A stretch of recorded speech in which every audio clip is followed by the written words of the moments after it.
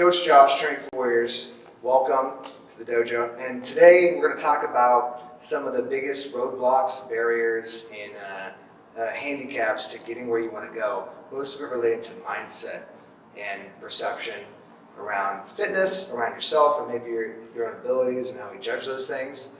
And I really am passionate about this because I shed tears for people all the time who lose the mental battle before they ever get into the dojo and fight the physical battle. And the three things that I get the most questions about, or the most interest in when somebody is first contacting me, or maybe just beginning in the dojo, is can I do this? Am I going to be able to do your program? Am I going to fit in there? Like, is this me?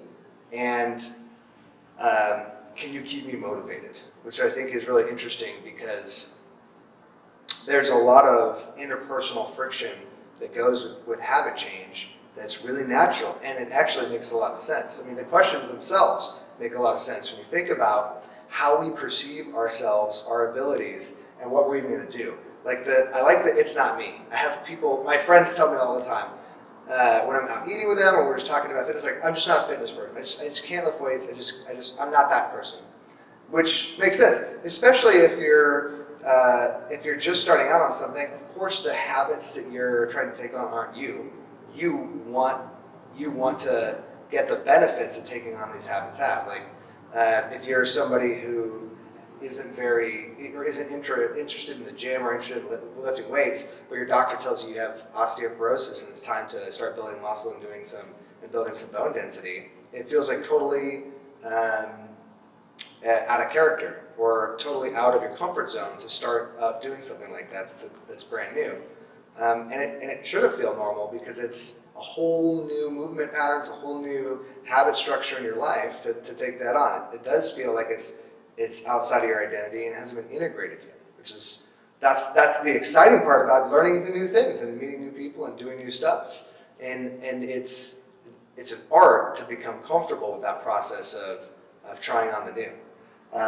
But I can't do it. This is the one that makes me the most sad because I feel like the fitness industry, and you might see a bunch of YouTube videos right now contributing this, like fun training montages where people are sweating and they're throwing weights and they're jumping over boxes and breaking things or not breaking things and having a good time, right?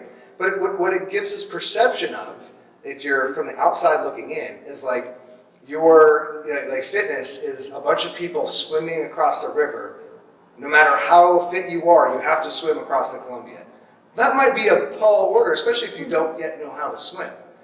But in the reality of training, especially in this day and age, is more like you come to the river, and then you might learn how to do a breaststroke that day. You might do your first 10 meters. You might do something assisted, or you might swim across the Columbia and back. Like, depending on who you are and what you're used to doing, it's customized and individualized for that person.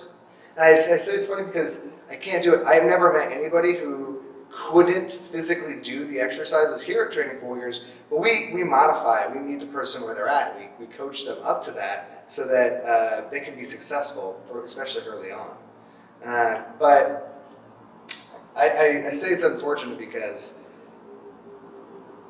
if you start at the right spot, everybody can do something. And when your mind says something like, I can't do that, it kind of lets you off the hook. It kind of takes away the need for the struggle. Like, if you say like, oh, it's impossible. That's like, oh yeah, like flying to the sun. Like, I can't do that. I don't even need to think about it anymore. It's off my radar. It's literally beyond my scope of capability. But if you bring it down to like walking up a flight of stairs, you're a little bit closer to the sun. All right. And then finally, this is the one, I don't want it bad enough. I think that's what people say. Like, I want it and I don't want it. They're ambivalent. Because where you are and where you want to go, there's things that are serving you about where you're at right now. It's comfortable.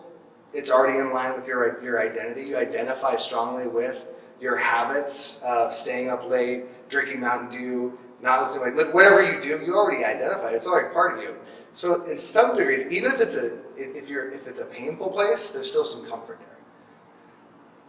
That's the bad news, unfortunately, because what you want to do is you want to get to point B, where you have a new level and a new devil to deal with.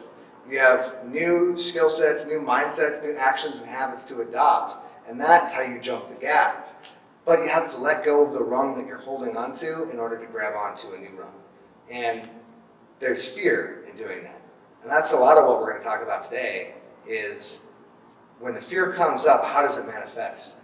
Because most people don't email me and say, I'm afraid of the gym, or I'm afraid of you, or I'm afraid of other people, because that would be very transparent. I mean, like, you may even feel that. I may even feel those fears, but I'm probably not going to be able to identify it. What I'll say is, you don't have any times that work for me. If I could work out at exactly noon, that would be perfect, because that's the only time that I am able to make it over there. At any other time of day, it just wouldn't work. And there's all these stories that our mind creates that are completely realistic and totally real. They're based on real fear, but it's not exactly the complete story.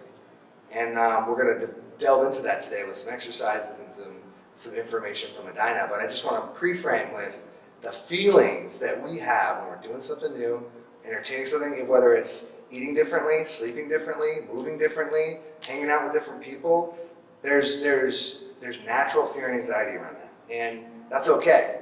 The skill to develop is identifying it, is going deep and getting real with what you want and the fears that come up around those things, and then game planning how to break it down into manageable pieces to tackle it. Because you're probably not going to change overnight. Even if you have all the right ideas, all the best motivation. Even people who are like dying of heart disease often aren't able to make overnight changes to even to save their lives, even when there's a lot on the line. So we're going to get into motivation. We're going to get into perception of self and your identity, and a little bit about your fears and judgments, and hopefully you learn something new about yourself today. I'm really excited. Yeah! All right, and I'm going to introduce my friend and fellow warrior, Adina Barlow. She's going to break it down.